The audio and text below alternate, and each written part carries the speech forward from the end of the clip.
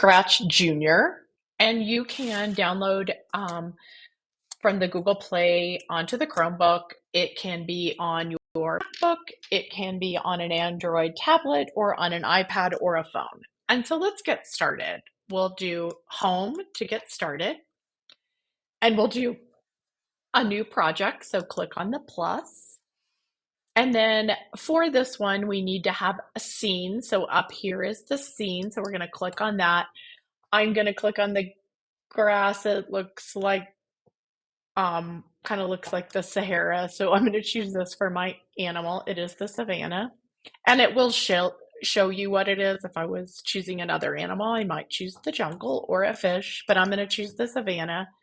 I always click on the check mark to say yes.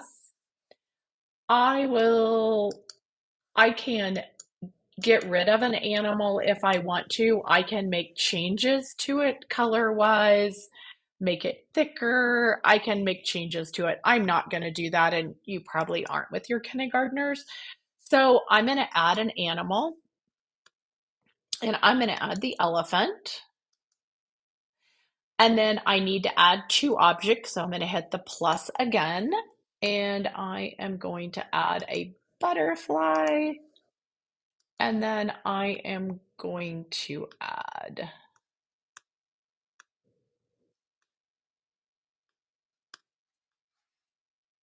a basketball. And I'm going to click check mark again. So all the items are here. I just have to pull them out so that I can see them and get them, so then I will be able to manipulate. So I'm just moving them around. Oops.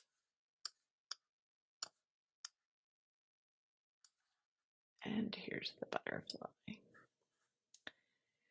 So I've got all my items on my Savannah background, and now I'm going to code. So I always start with yellow with a green flag, and then students always end with the red. So learning to pull those out so I don't forget is always a good idea as we start to code.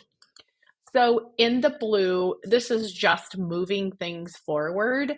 So, or up and down or backwards. So that's going to make things move like that. So it's just basically coding things to move. Then in the purple, I can type in text. I can make the person come more forward on the background or move further to the back. And then here I can record a sound. And then on this, I could have something wait for 10 seconds before something happens. I can stop. I can have set the speed of how fast they're moving. And here's where I can do loops for a repeat. And then again, red is stopping or repeating. I could put that in and I could have it continually repeat something. So I'm on the basketball. So I'm going to go to the code here, and I'm going to have the basketball go up.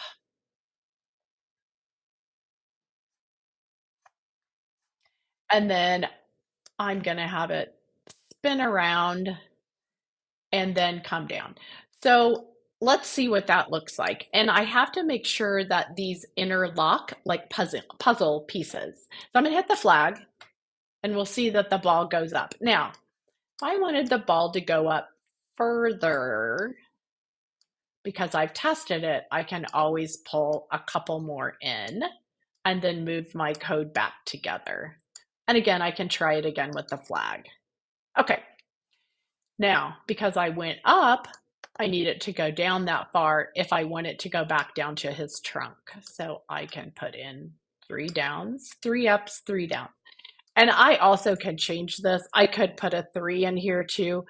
And I could have done it like that. And then I can always just throw away items that I don't want. Whoops, I kind of pushed it too far off my thing.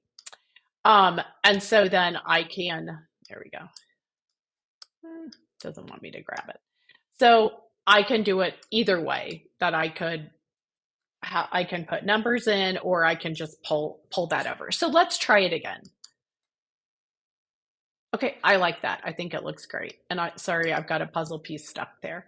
Um, and then let's go up to the butterfly, and maybe I want the butterfly to fly over and land on top of the elephant. So again, flag,